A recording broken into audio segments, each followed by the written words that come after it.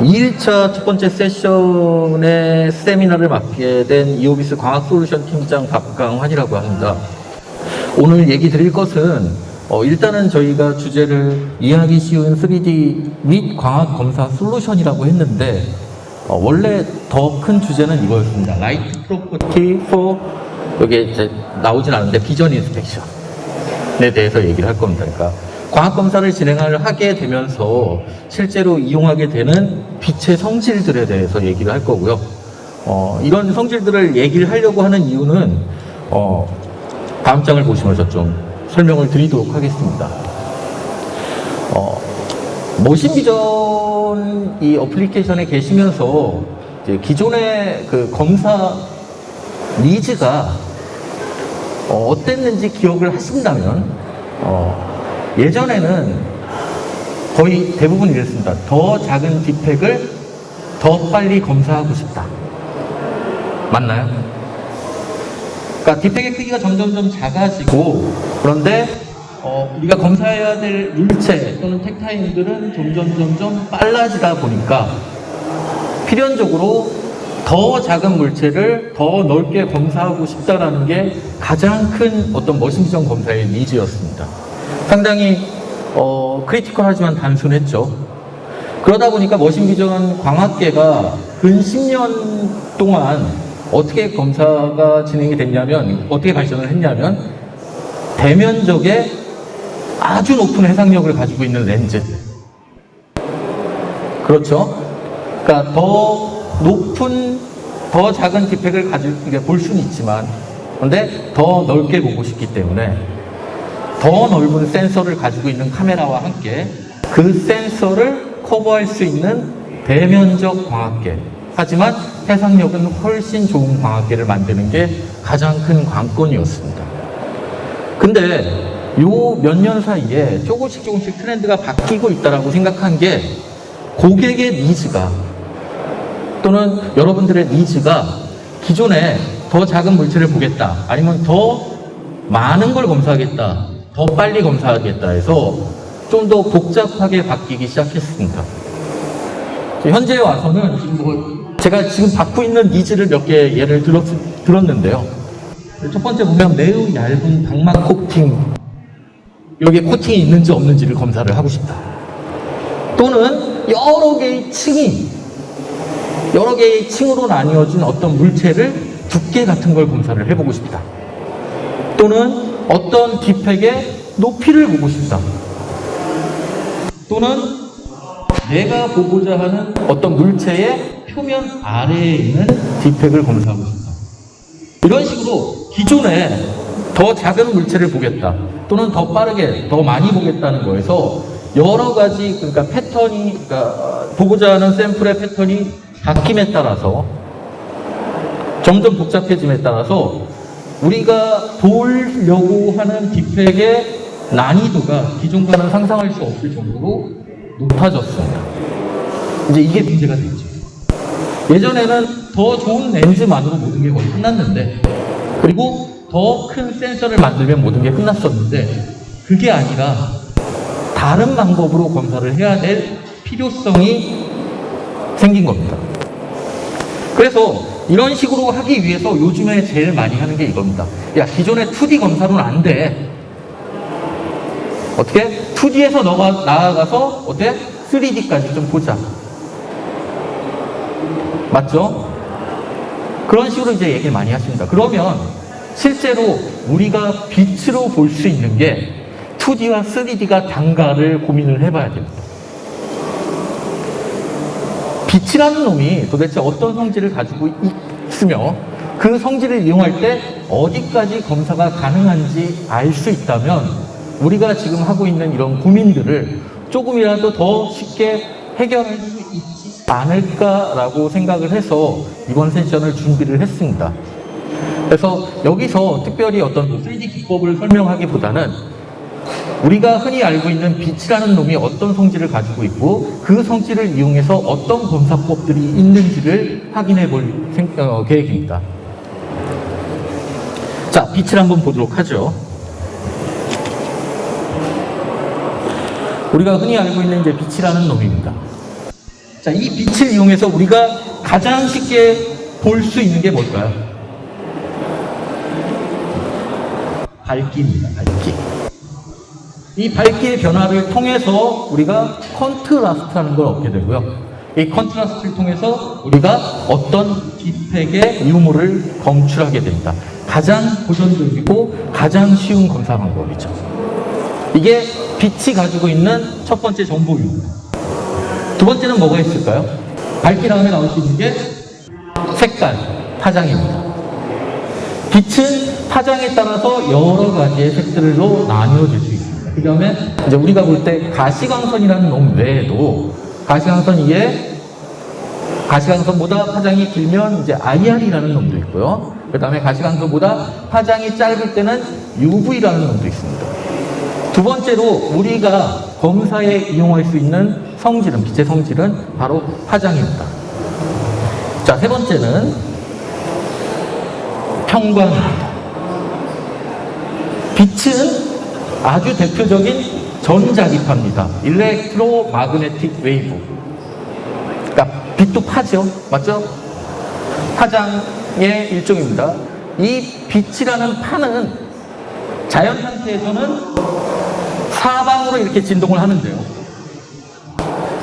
어떤 특정한 환경에서 한쪽 방향으로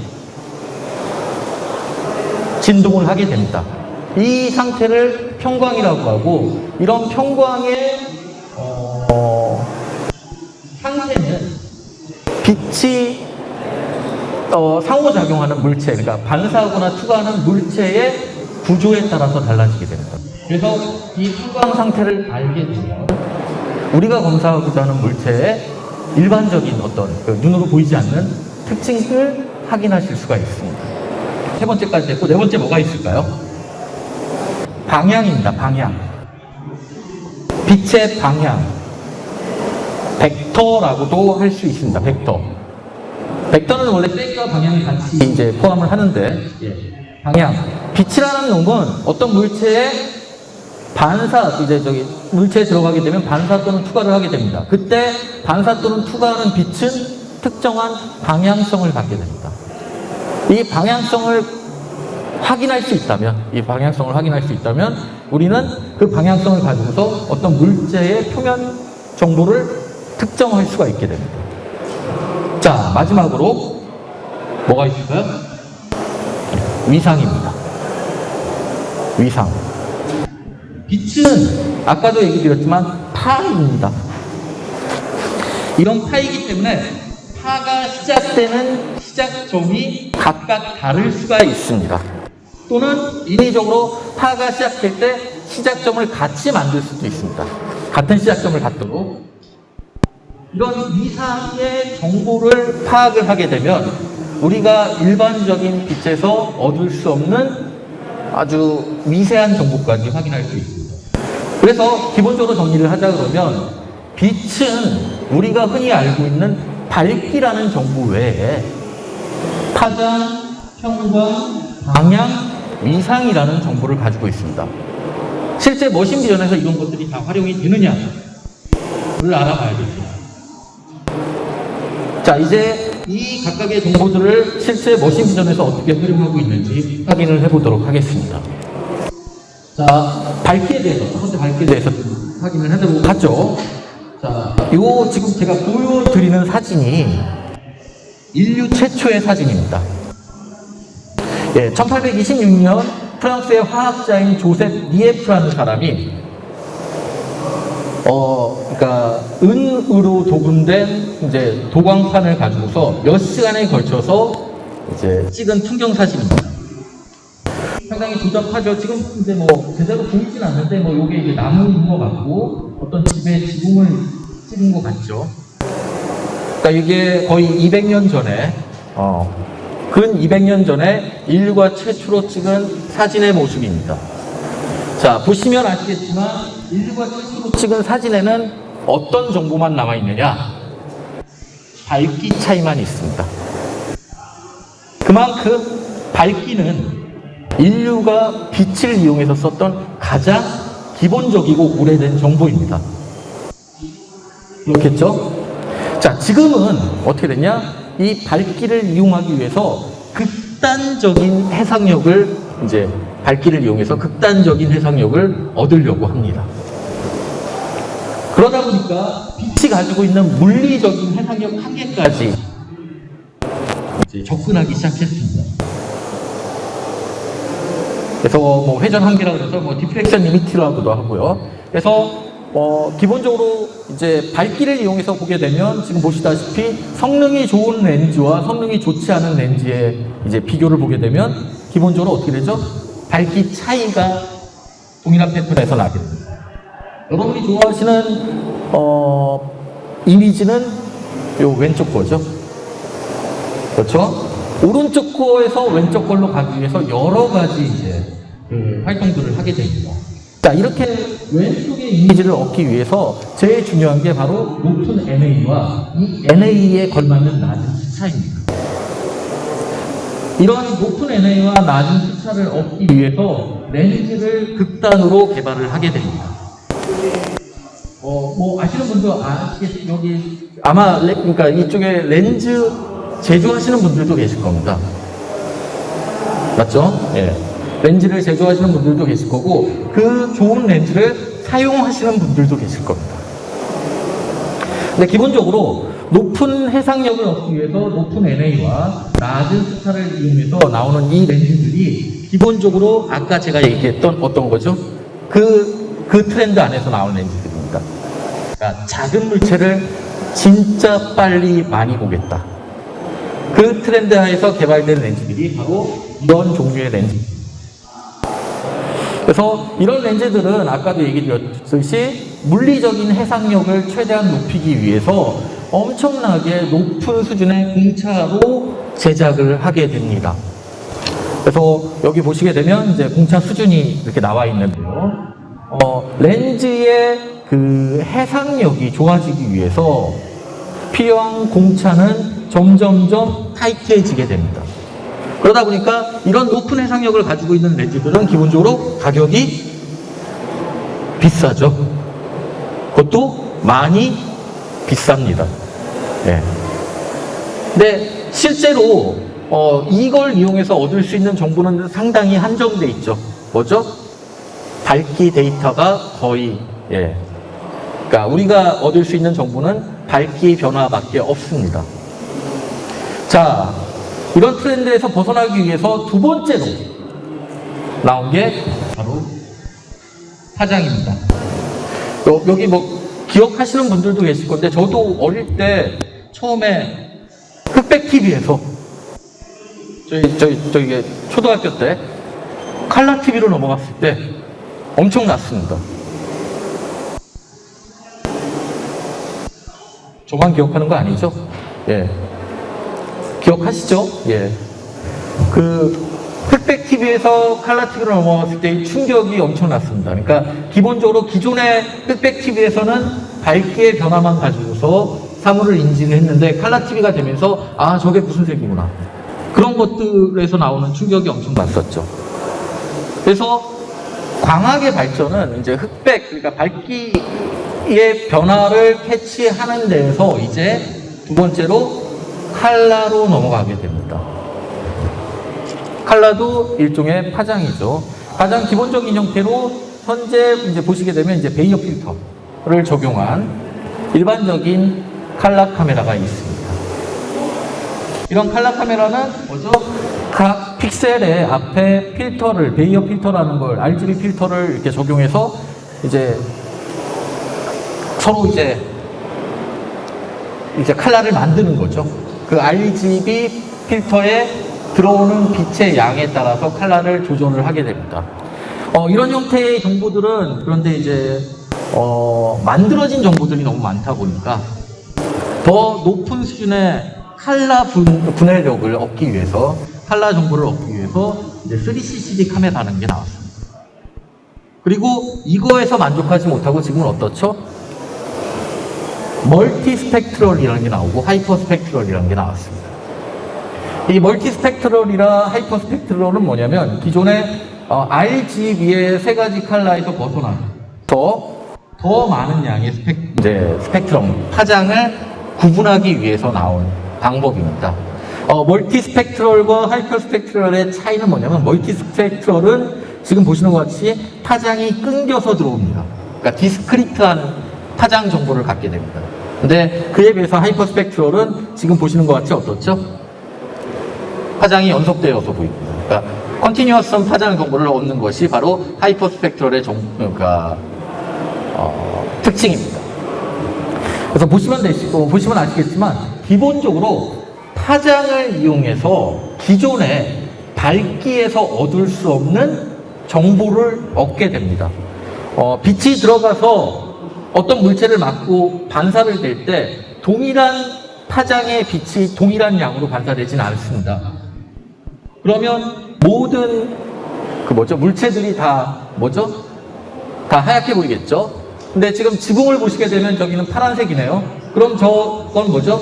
빛이 들어가서 파란색의 빛이 더 많은 양을 반사한다는 얘기겠네. 이 셔츠는 지금 현재 갈색인데, 이거 같은 경우에는 이제 갈색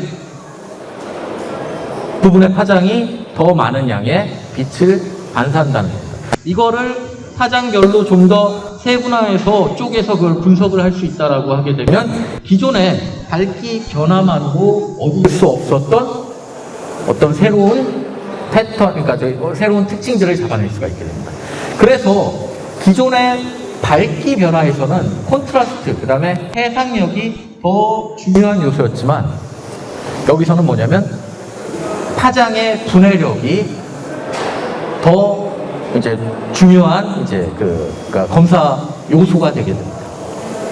그러니까 기본적으로 제가 봤을 때 레터럴 레졸루션과 그러니까 이런 하이퍼스펙트럴이나 멀티스펙트럴 광학계를 쓰시는 분들은 레터럴 레졸루션과 그러니까 스펙트럴 레졸루션을 트레이드 오프 하기도 합니다. 그러니까 조금 레터럴 레졸루션을 죽이고 오히려 파장 분해력을 느껴서 기존에 안 보였던 걸 보이게 한다든가 그런 식으로 이제 활용을 하십니다. 그 다음에 아까 제가 서두에서도 말씀을 드렸었는데요. 파장은 기본적으로 이제 가시광선 외에도 이 밖에 어떤 파장들도 활용이 가능합니다. 그래서 가장 기본적으로 이제 UV와 IR 어플리케이션을 이제 적용을 하실 수가 있습니다. UV 같은 경우에는 가시광선보다 파장이 짧은 빛을 얘기하죠. 기본적으로 UV에서는 파장이 가시광선보다 짧기 때문에 회절이 덜 일어나게 됩니다. 그러면서 같은 크기의 패턴이라도 훨씬 더 선명하게 보일 수가 있습니다. 그러다 보니까 아주 작은 패턴을 검사를 해야 되는 반도체 분야에서 좀 많이 쓰이고요.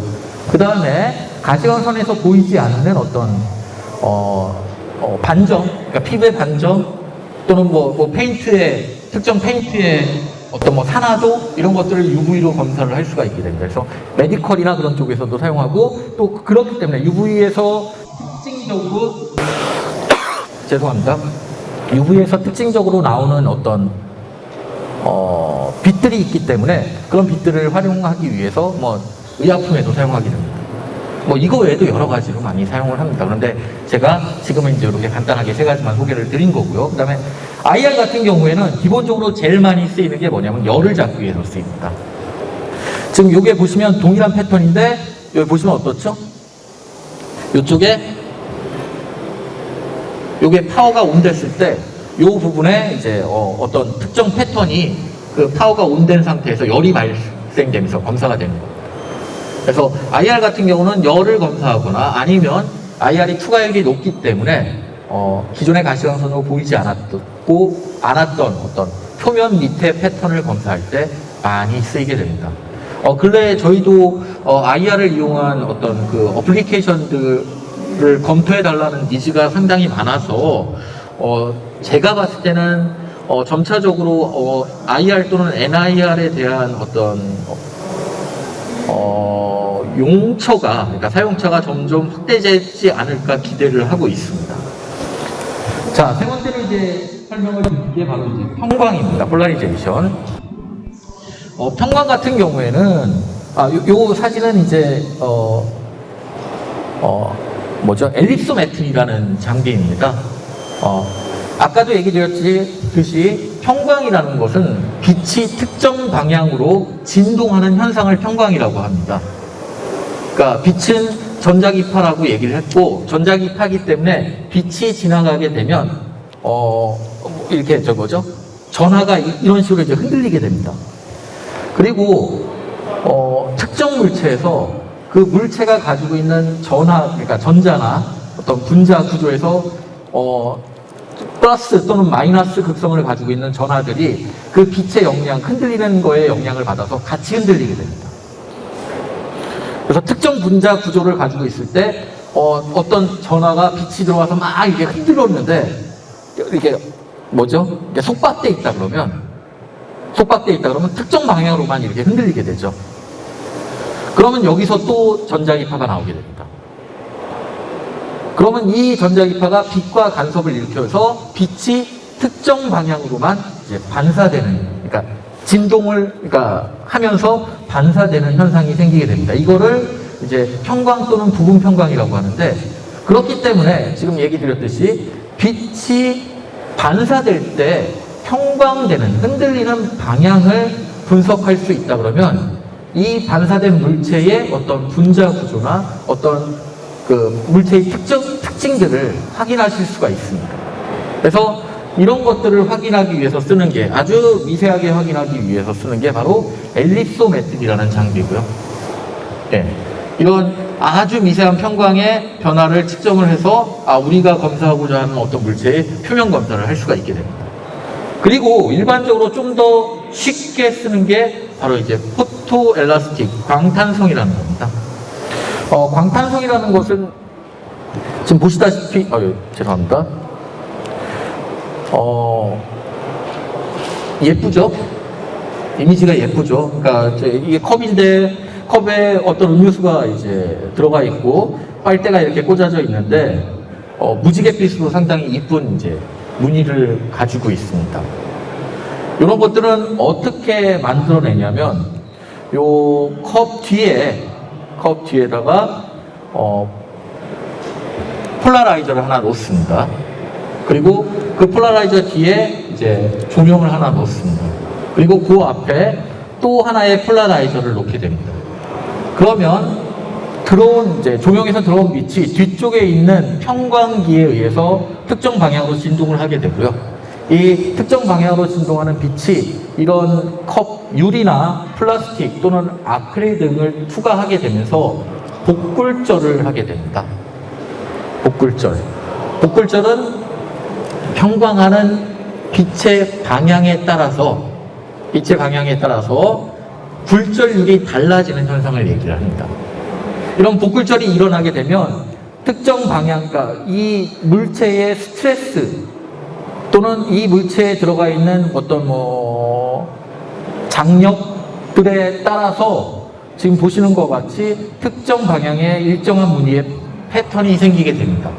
이 패턴을 분석을 하게 되면 이 물체에 어떤 스트레스가 가해져 있는지를 확인하실 수가 있습니다. 그래서 이런 것들을 이제 그 광탄성이라고 하고요. 그래서 이런 것들을 이용해서 어떤 유리, 글라스 또는 그런 유리나 아크릴, 플라스틱, 투명한 플라스틱 등으로 만든 물체의 스트레스를 측정할 수가 있게 됩니다.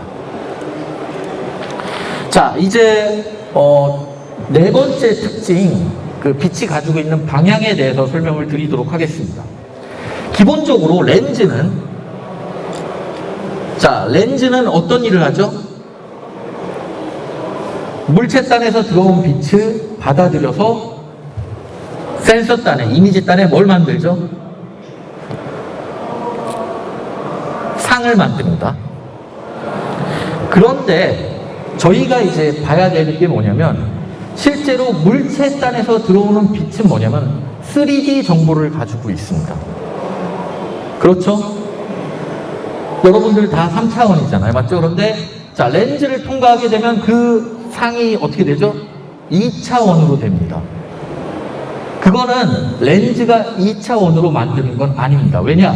렌즈는 똑같이 물체단에 있는 물체를 받아서 3차원의 상을 만듭니다. 그런데 이 3차원의 상을 센서가 싹둑 잘라서 2차원으로 끊어버립니다.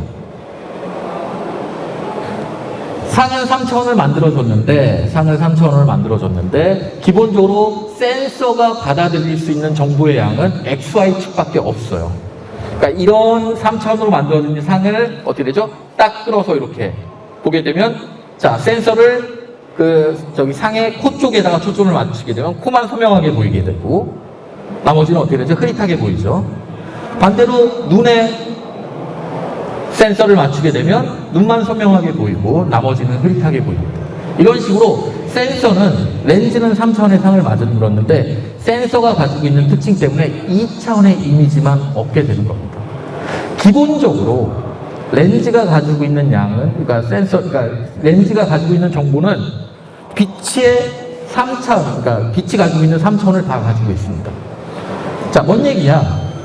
왜 보시게 되면 사람의 얼굴은 3차원입니다, 원래. 그렇죠? 그리고 이 얼굴에서 어떻게 되죠? 모든 방향으로 빛이 뿜어져 나갑니다. 모든 방향으로 빛이 나오게 됩니다. 그런데 이 얼굴을 카메라로 찍게 되면 어떻게 되냐? 지금 보시는 것 같이 2차원의 이렇게 평면으로만 이미지를 얻게 됩니다. 그럼 나머지 이 뿜어져 나갔던 빛의 방향이 가지고 있는 정보들은 다 없어지는 거죠. 그래서 이 정보를 어떻게 하면 얻을 수 있을까를 고민을 한 겁니다. 자, 가장 간단한 방법은 뭐냐면,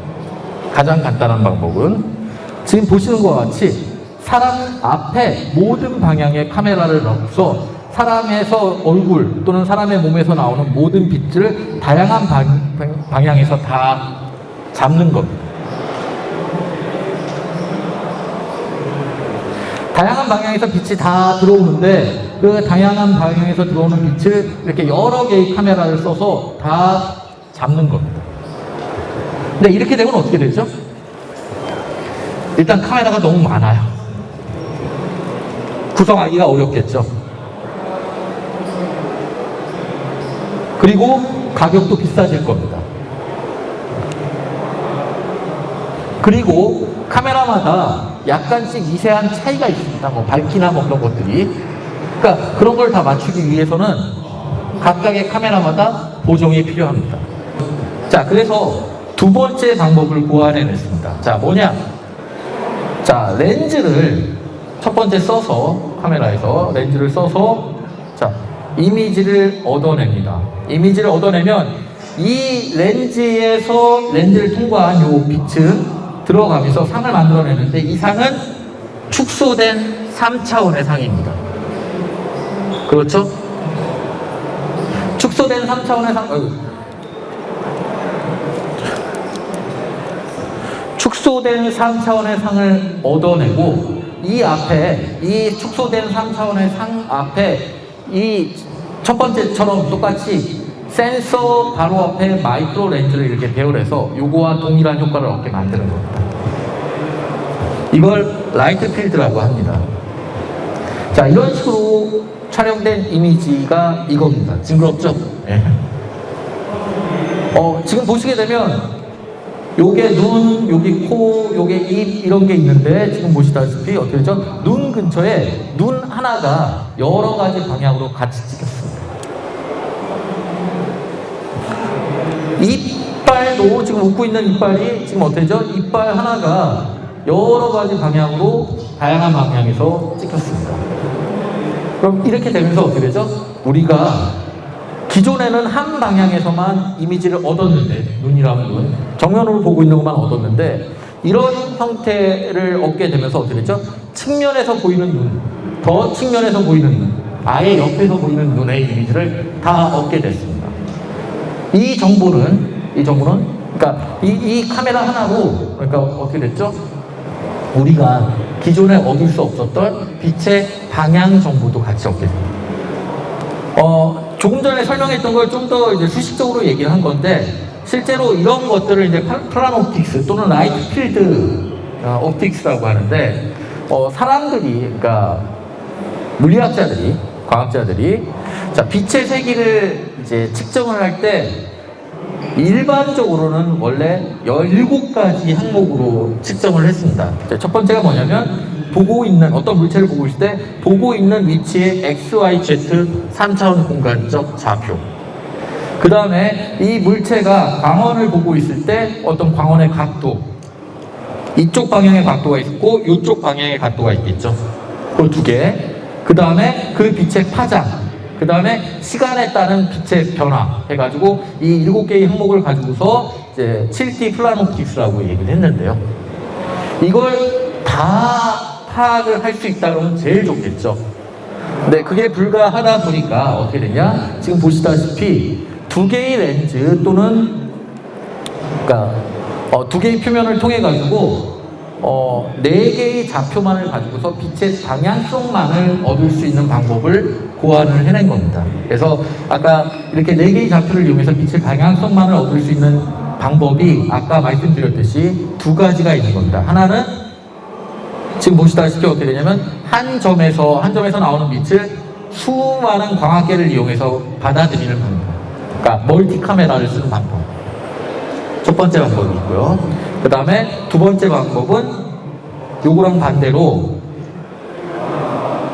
어떤 특정 물체에서 들어오는 빛을 다 받아들여서 다시 이제 센서 쪽에서 요 하나의 센서에서 다 받아들이는 방법.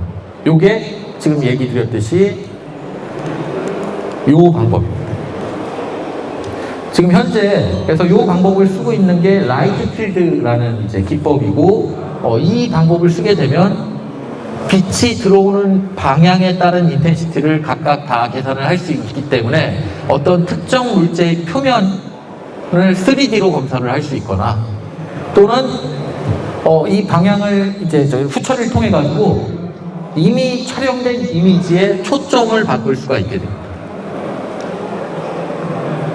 사후에 자, 그 다음에 마지막으로 빛이 가지고 있는 5번째 정보는 바로 위상입니다. 위상. 아까도 얘기 드렸듯이 빛은 뭐죠? 파동입니다. 파동. 파라는 건 뭐죠? 처음에 시작할 때 시작점이 있습니다. 우리가 그 시작점을 위상이라고 얘기합니다. 자연 상태의 빛은 위상이 다 다릅니다. 그러니까 서로 다른 위상을 가지고서 그러니까 시작점에 출발점이 다 다르고서 어떤 거는 이렇게 출발하기도 하고 어떤 거는 끝에서부터 출발하기도 하고 어떤 거는 중간에서 출발하기도 하고 이런 빛들이 다 섞여 가지고 이제 뭐 백색광을 만들죠. 자연 상태의 빛을 만들죠. 그런데 이런 위상을 이제 뭐죠? 똑같은 데서 출발해서 인위적으로 만든 빛이 있죠. 그게 뭐죠? 레이저입니다. 레이저. 자, 레이저 같은 경우에는 동일한 파장의 빛을 동일한 출발점에서 같이 출발하게 돼서 계속 반복을 시켜서 어떻게 되죠? 이렇게 증폭을 시킨 빛입니다. 그러니까 같은 데서 출발한 빛들은 어떻게 되죠? 계속 합쳐지면서 점점 진폭이 증가하게 됩니다. 그래서 아주 강한 형태의 빛을 만들 수가 있게 됩니다. 이게 바로 레이저의 가장 기본적인 특징인데요. 백색광하고는 상당히 다르죠. 그래서 이 레이저를 이용해서 여러 가지 방법으로 위상을 측정할 수 있게 됩니다. 자, 빛이 우리가 이제 흔히 얘기하는 위상이라는 놈을 측정하기 위해서는 기본적으로 이제 들어가야 되는 게 간섭계라는 놈입니다. 간섭계. 간섭계는 이제 두 가지 형태가 있는데요. 가장 기본적인 간섭계가 첫 번째는 지금 보시다시피 백색광 간섭계라는 게 있고요. 두 번째는 이제 뭐죠? 오프 엑시스 간섭계가 있습니다. 백색광 간섭계라는 것은 무엇이냐면 지금 제가 이제 레이저를 설명을 드렸었는데요. 레이저 같은 경우에는 동일한 파장의 빛이 동일한 데서 출발해 가지고 서로 이제 증폭을 하면서 서로 증폭을 하면서 인텐시티를 키우게 됩니다. 근데 백색광은 제가 얘기 드렸듯이 어떻게 되죠? 다양한 파장의 빛이 서로 다른 출발점을 가지고서 이제 진동을 하게 됩니다. 이런 빛들은 서로 죄송합니다. 예. 서로 겹쳐졌을 때 이렇게 제가 이게 뭐죠? 이걸 증폭이 되거나 서로 또는 이렇게 상쇄가 되지는 않습니다. 그러니까 증폭이 되거나 상쇄가 되는 그 패턴을 우리가 간섭무늬라고 하는데요. 이런 간섭무늬가 백색광에서는 잘 생기지가 않습니다. 왜냐? 다양한 파장의 빛이 다양한 서로 다른 위치에서 출발을 하다 보니까 서로 지들끼리 만나더라도 증폭을 하거나 상쇄를 하지 못하는 겁니다. 서로 너무 다르다 보니까. 그런데 아주 미세한 길이 차이, 그러니까 두 개가 빛이 들어가서 지금 보시게 되면 이 빛은 이렇게 미러를 맞고서 나와서 이쪽으로 들어가고 또 하나의 빛은 샘플을 맞고서 이렇게 들어가는데 이 둘 사이에 미러를 맞고 들어간 빛과 센서를 맞고 그러니까 이제 샘플을 맞고 들어간 빛 사이에 아주 작은 경로 차이가 있다라고 하면 백색광도 간섭을 하게 됩니다. 이 간섭하는 정도를 보고서 그러니까 간섭하는 그 패턴을 보고서, 그러니까 간섭하는 세기를 보고서 높이를 측정하는 게 바로 백색광 간섭계입니다. 홀로그래피 같은 경우에는 동일하게 간섭계인데 지금 보시는 것과 같이 어떻게 됐죠? 샘플을 통과하는 빛과 그 다음에 미러를 통과하는 빛이 서로 이쪽에 들어가서 하나는 이렇게 들어가서 이 샘플에서 맞아서 이쪽으로 들어가고요. 나머지 하나는 이렇게 미러에서 맞아서 이렇게 들어가게 됩니다. 그런데 미러가 지금 어떻게 돼 있죠? 45도로 이렇게 들어가는 게 아니라 약간 비스듬히 들어가게 됩니다. 그럼 빛이 어떻게 되죠? 하나는 이런 식으로 들어가게 되고 하나는 옆에서 이렇게 약간 들어가게 됩니다. 그러니까 서로 같은 축을 가지고서 들어가는 게 아니라 약간 각도를 가지고 들어가게 됩니다. 이 각도가 틀어지는 이 형태를 오프 엑시스라고 하고요. 이 오프 엑시스 형태에서 빛이 들어가게 되면 이런 식으로 패턴이 생기게 됩니다. 이게 바로 이제 간섭무늬죠. 이 간섭무늬를 가지고서 우리가 알고 계시는 이제 퓨리에 트랜스폼을 하게 되면 위상 정보를 얻게 되고 이 위상 정보를 이용해서 이제 흔히 얘기하는 3차원 이미지를 얻을 수 있게 됩니다. 자, 결과적으로 기본적으로 제가 이제 처음에 얘기를 드렸듯이 빛이라는 놈은 우리가 흔히 이제 처음에 얘기를 했을 때 일반적으로 쓰이는 것은 밝기와 파장이 가장 많이 쓰였습니다. 그런데 실제로 들여다보니까 빛의 성질을 확인을 하다 보니까 밝기와 파장은 빛이 가지고 있는 빛이 가지고 있는 정보의 일부일 뿐이고 그 외에 여러 가지 정보들이 더 있다라는 걸 이제 지금까지 설명을 드렸습니다. 그러니까 그 정보가 그러니까 밝기와 파장 외에 평광, 그 다음에 방향, 그 다음에 위상이라는 놈이 있습니다. 현재 이오비스에서는 이렇게 그 빛이 가지고 있는 5가지의 정보들을 최대한 이용하기 위해서 여러 가지 솔루션들을 확보하고 있습니다. 지금 현재 인텐시티, 그러니까 밝기를 이용해서 할 수 있는 초고해상도 광학계도 확보를 하고 있고, 그 다음에 일반적인 그 라인 프로파일을 이용하는 3D 검사 장비도 가지고 있습니다. 그 다음에 파장을 이용할 수 있는 어떤 트루칼라 360D 카메라 또는 UV IR 카메라도 가지고 있고요. 그 다음에 세 번째, 아까 얘기 드렸던 라이트 필드를 확인할 수 있는 레이트릭스라는 그 마이크로 렌즈 어레이가 있는 레이트릭스라는 카메라도 확보를 하고 있습니다. 솔루션으로서. 그 다음에 제일 마지막으로 얘기 드렸던 위상을 확인할 수 있는 백색광 간섭계나 동일한 원리를 이용한 대면적 간섭계도 솔루션으로 확보를 하고 있습니다.